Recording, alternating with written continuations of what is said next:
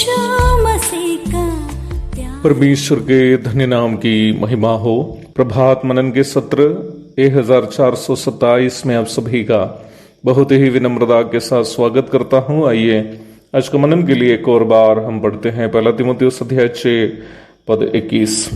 कितने इस ज्ञान का अंगीकार करके विश्वास से भटक गए, तुम पर अनुग्रह होता रहे। पत्रियों की परिसमाप्ति करते वक्त अपने पाठकों को परमेश्वर के अनुग्रह की कामना करनी प्रेरित पौलुस की एक शैली है। दूसरे थिस्सलुनीकी 3:17 में पौलुस ने यह कबूला है कि पत्री की परिसमाप्ति पर अनुग्रह की कामनाएं देना इस बात का प्रमाण है कि पत्री का लेखक पौलुस ही है।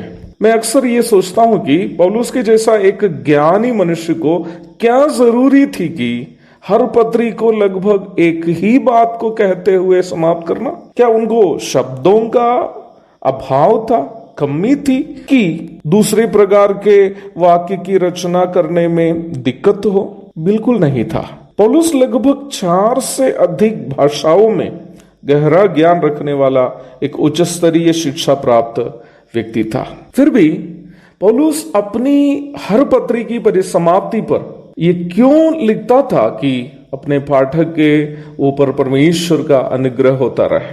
क्योंकि पौलुस इस बात को अच्छा से जानता था कि आत्मिक जीवन में हो या आत्मिक सेवा में सफलता पाने हेतु एक ही कारण है, जो है परमेश्वर का अनुग्रह। अनुग्रह के बिना हमारा आत्मिक जीवन उस सुंदर बड़ा अत्याधुनिक सुविधाओं का हवाई जहाज के समान है जिसका इंजन नहीं है। हम जिस जमाने में जीवन बिता रहे हैं, ये अत्याधुनिक हवाई जहाजों का भी जमाना है।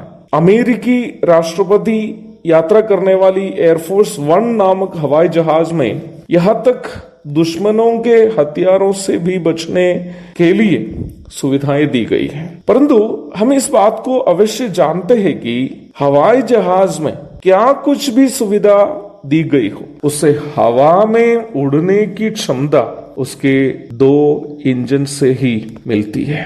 हवाई जहाज का वजन और आकार के हिसाब से वो 1 सेंटीमीटर भी हवा में उड़ नहीं सकती है, परंतु उसमें जो इंजन है, जिसे टर्बाइन इंजन कहते हैं, हवाई जहाज को उसे भूमि की ओर खींचने वाला भूगुरुत्वाकर्षण बल को पार करके हवा में उड़ने की क्षमता देता है। भूगुरुत्वाकर्षण बल हवाई जहाज को नीचे की ओर, भूमि की ओर खींचते रहता है, परंतु हवाई जहाज के टर्बाइन इंजन से उत्पन्न होने वाला धक्का, थ्रस्ट, उसे हवा में उड़ने की क्षमता देता है। हमारे आत्मिक जीवन हो या आत्मिक सेवा, हवाई जहाज के इस उड़ान से काफी मेल खाने वाली प्रक्रिया है। आत्मिक जीवन में या सेवकाई में कभी भी किसी भी व्यक्ति के व्यक्तिगत क्षमताओं की मदद से या अनुकूल परिस्थिति के सहारे सफलता नहीं मिलती है। यदि किसी को अपनी क्षमता या प्रतिभाओं की मदद से सफलता मिलती भी हो,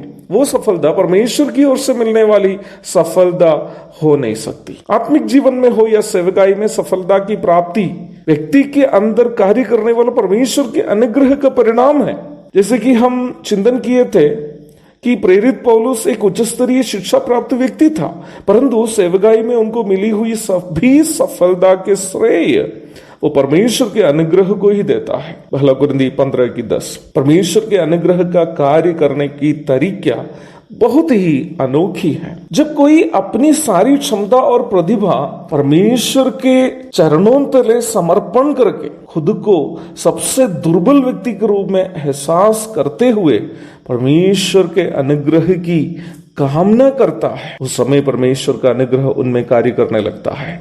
दूसरा कुरिन्थी 12:9। परमेश्वर का अनुग्रह बाज महिला को उसके 90 वर्ष की उम्र में मां बनाती है। परमेश्वर का अनुग्रह एक 16-17 वर्षीय बालक को इतनी क्षमता देता है कि वह एक राक्षस को एक ही पत्थर से मार गिरा देता है। परमेश्वर का अनुग्रह हमारे सम स्वभाव के मनुष्य को इतनी क्षमता देता है कि वह 3 वर्ष तक बादल को बंद रखता है कि वो वर्षा और ओस ना गिराए। परमेश्वर का अनुग्रह अनपढ़ साधारण मछुआरों को इतनी क्षमता देता है कि वे अपनी शिक्षा से दुनिया को उथल पुथल कर देते हैं। परमेश्वर का अनुग्रह एक क्षिप्र को भी, हत्यारा साउल को ऐसे बदल देता है कि वो परमेश्वर के प्रेम का प्रचार करने वाला पौलुस बन जाता है। परमेश्वर का अनुग्रह ऐसा है, अज्ञानी को ज्ञानी, निर्बल को बलवान, तुच्छ और हीन को आदर के पात्र बना देता है। तीमुथियुस को भेजी गई पौलुस की इस प्रथम पत्री को समाप्त करते वक्त आखिर में तीमुथियुस को देने के लिए पौलुस का संदेश यही है, हे तीमुथी, आत्मिक जीवन हो या प्रभु की सेवा सफल होनी हो तो परमेश्वर के अनुग्रह की अनिवार्यता है। इसलिए खुद को इतना शून्य कर दे, इतना शून्य कर दे कि परमेश्वर का अनुग्रह उस शून्यता में भर जाए। तब अपनी क्षमता से नहीं बल्कि परमेश्वर के अनुग्रह से तुम प्रभु के लिए बड़े बड़े कार्य कर सकोगे, प्रभु के लिए सफल जीवन बिता सकोगे। मुझे सुनने वाले प्रिय भाई बहनों, यदि आप वास्तव में चाहते हैं कि एक सफल मसीह जीवन बिताना है या सफल तुम प्रभु की सेवा करनी है तो अपनी सारी क्षमताओं को, योग्यताओं को, प्रतिभाओं को कूड़े समझो और प्रभु से कहिए, प्रभु मैं एक निर्बल पात्र हूं, कमजोर पात्र हूं, मुझे न ज्ञान है न क्षमता, मैं जीवन में एक पराजित व्यक्ति हूं, जो पाप करना नहीं चाहता उसी में बार बार गिर जाता हूं, सेवा में मैं एक पराजय हूं, ना आत्मा मिल रही है, ना कलीसिया ठीक से चला पा रहा हूं, मुझे आपका अनुग्रह चाहिए प्रभु, मुझे आपका अनुग्रह चाहिए। देखिएगा, यदि आप ऐसे प्रार्थना करेंगे उस दिन से प्रभु आपको इस्तेमाल करना शुरू करेगा। तब से आपका आत्मिक जीवन साधारण से असाधारण बन जाएगा, तब से आपकी सेवा साधारण से असाधारण बन जाएगी। तीमुथियुस की पहली पत्री की परिसमाप्ति यह हो रही है। मेरे प्यारो, प्रभु के अनुग्रह की कामना हम करेंगे ताकि हमारा आत्मिक जीवन और आत्मिक सेवा असाधारण बन जाए। एक और शुभ दिन की धन्य कामनाओं के साथ आज का मनन का मैं यह पूर्ण विराम करता हूँ। मारानाथा।